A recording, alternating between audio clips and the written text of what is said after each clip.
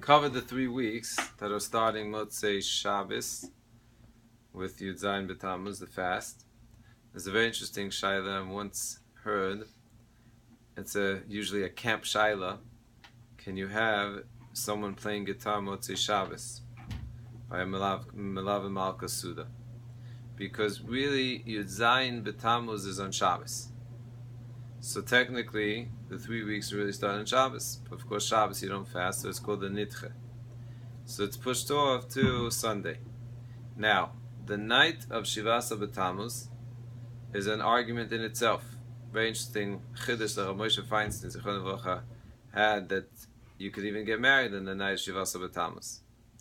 And classic is when people wake up, of course, the night of Shivasa B'Tamuz to get a haircut. You always get those shilas. And so according to Moshe, but the person is in this, it's a big tzurch, there's what to rely on. Rav Soloveitchik actually, Zichron Livracha, he was, he has his own kulas in the 3 weeks. If you pull from different sources, you could be very megal. He had a beautiful chiddush that the way you look at the 3 weeks is like Yud Beis Chodesh. There's a framework, and slowly how you lead yourself into the Ikar Avelus, of course, of Tisha B'Av. And it's the reverse stages of a person that's an Avel, starting with Yud Beis Chodesh, going into then Shloshim, and then the Shiva, and then the actual Misa.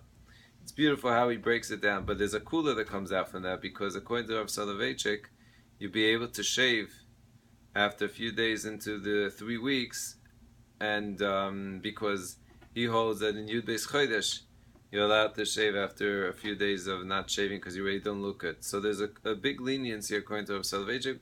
Unless a person's a Talmud of Rav Soloveitchik, usually they're not relying on it. But getting back to have a machlekes about the night of Shivasa B'Tamuz, Rav Soloveitchik is actually machmah that you can't get married. The Moshe says you could.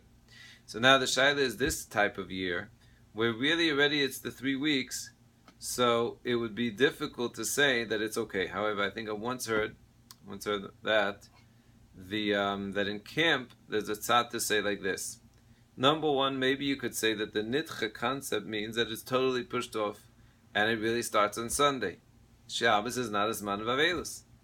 So the night before, according to Rav Moshe, is more lenient, and it's a tzarech sudas mitzvah, then maybe there's a tzad to be mekel. So that would be a very interesting tzarech iyun.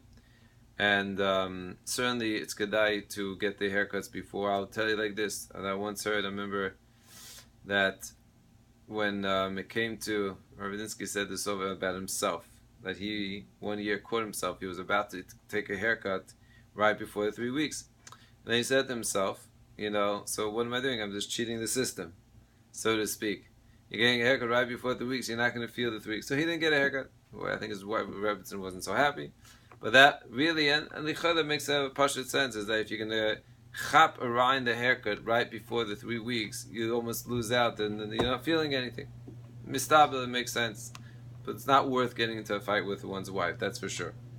And yesterday I mentioned, so we're going to continue with the theme of the wife here, after this Dvar Halacha, and that is, I mentioned the Chida, and I think the Chida is so crucial in marriage, and I'm going to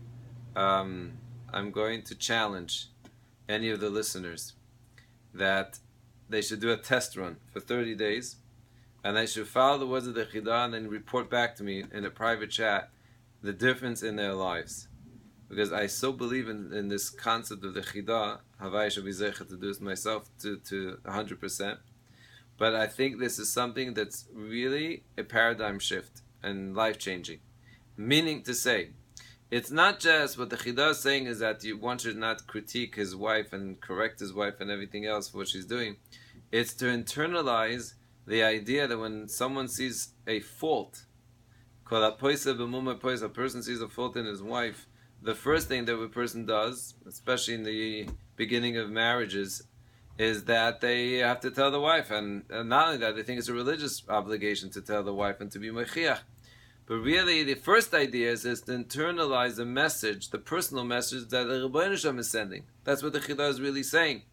And when a person focuses on that, then it's a whole different avodah. First thing is, for the first 30 days, just focus on the message that's coming to you. And then report back to me and tell me how much better your life was for the past 30 days. Meaning to say that if you see something that's bothering you in your wife, yeah, she's doing something that you think is incorrect, take it as a message that it's something that really you need to work on. And once you, and therefore say nothing. Not just ignore, work on and internalizing the message. And then you will see that in 30 days, you'll be a much happier camper than you would have been if correcting your wife, because it was anyway not a message for the wife, it was a message for you. That's the idea. So look in the verse 2.